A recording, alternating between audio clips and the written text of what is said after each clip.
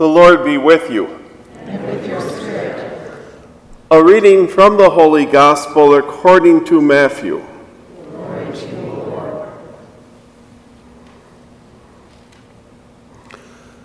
At that time, Jesus was led by the Spirit into the desert to be tempted by the devil.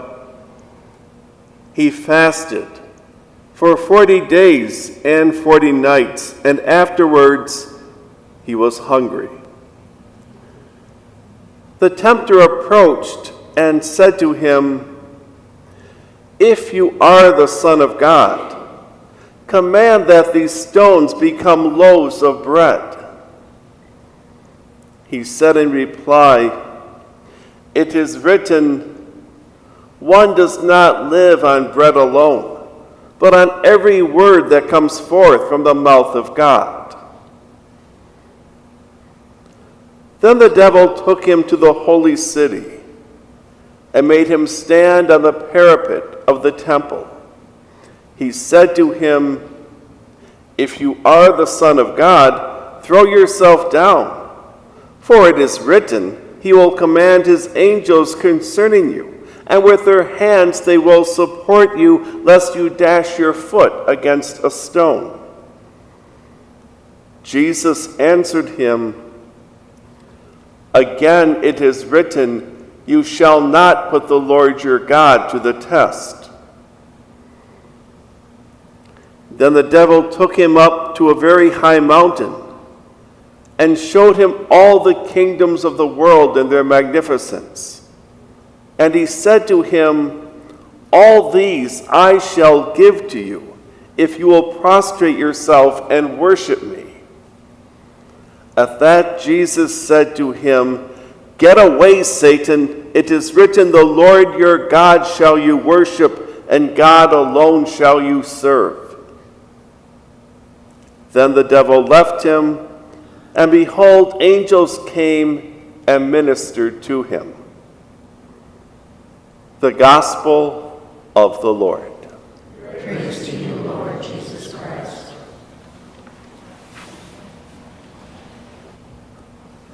In today's Gospel, Jesus tells us, Matthew tells us, I should say, that Jesus fasted for 40 days and 40 nights, and afterwards he was hungry.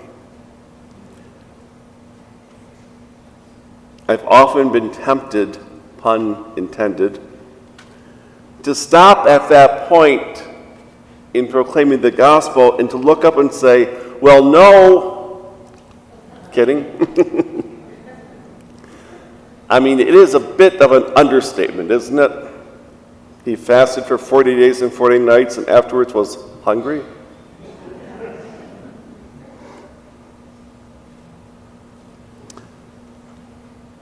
But for what was he hungry? Maybe that's obvious. Maybe it's not.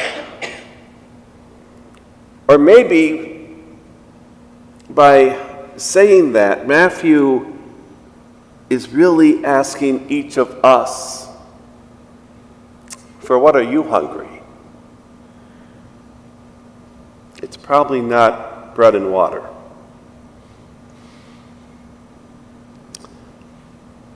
It is the very subtle way that temptation resembles the truth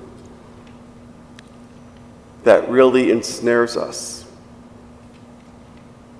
After all, things that are blatantly wrong are pretty easy to recognize and reject.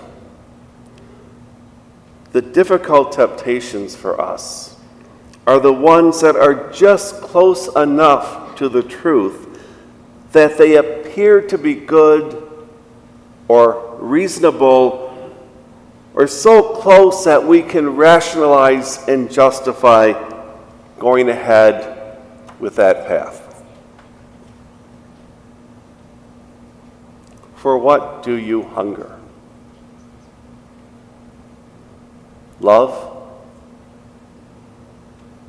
Belonging?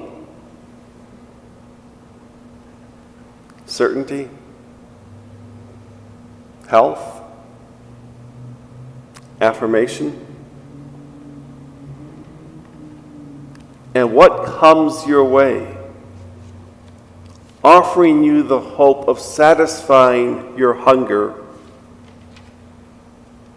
but really can't and won't, and will leave you feeling even emptier than before.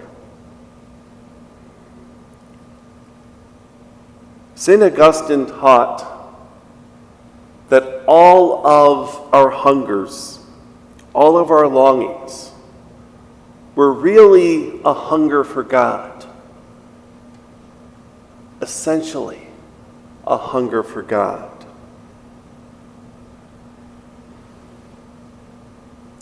And so, as a very old commercial jingle said, when the hungries hit, when